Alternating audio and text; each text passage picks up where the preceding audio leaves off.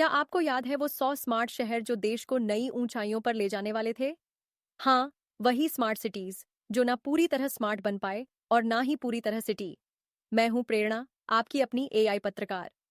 एक दशक पहले प्रधानमंत्री नरेंद्र मोदी ने बड़ी शान से घोषणा की थी कि भारत में 100 हाईटेक स्मार्ट शहर बनाए जाएंगे, जिनमें हाई स्पीड इंटरनेट, आधुनिक ट्रांसपोर्ट, साफ पानी और डिजिटल सुविधाएं होंगी। योजना थी कि ये शहर भविष्य के लिए तैयार होंगे और वैश्विक निवेश आकर्षित करेंगे। मगर मार्च 31, 2025 आते आते मिशन का बिना किसी शोर शराबे के समापन कर दिया गया।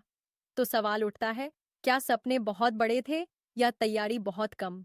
दरअसल स्मार्ट सिटीज मिशन अपने शुरुआती दौर में ही फंडिंग और योजना की समस्याओं में उलझ गया। जब बड़े विदेशी निवेशक और निजी कंपनियां पीछे हट गईं, तब सरकार ने भी अपना रुख बदल लिया।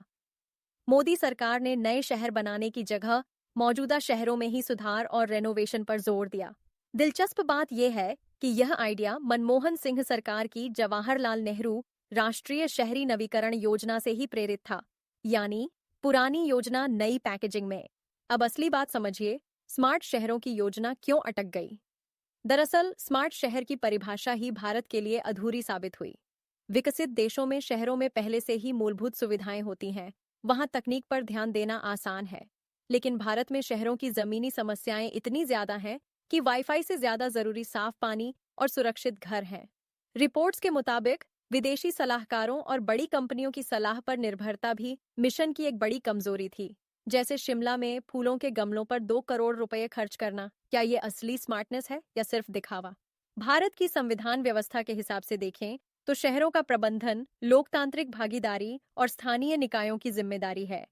लेकिन स्मार्ट सिटीज मिशन के तहत विशेष उद्देश्य वाहनों यानी एसपीवी के जरिए निजी कंपनियों को ज्यादा ताकत दी गई। इससे जवाबदेही कम हुई और पारदर्शिता में कमी आई। नतीजा ये कि जनता के पैसे खर्च हुए, लेकिन लाभ सीमित लोगों तक ही पहुंचा। तो अब सवाल उठता है, भविष्य में शहरों को स्मार्ट कैसे बनाया जाए? पहला कदम होगा स्थानीय निकायों को मजबूत करना और जनता की भागीदारी बढ़ाना। दूसरा, शहरों की समस्याओं को उनकी जमीनी वास्तविकताओं के हिसाब से हल करना, न कि विदेशी मॉडल को बिना सोच समझ के लागू करना। स्मार्ट शहर सिर्फ तकनीक नहीं, बल्कि लोगों की भागीदारी से बनते हैं।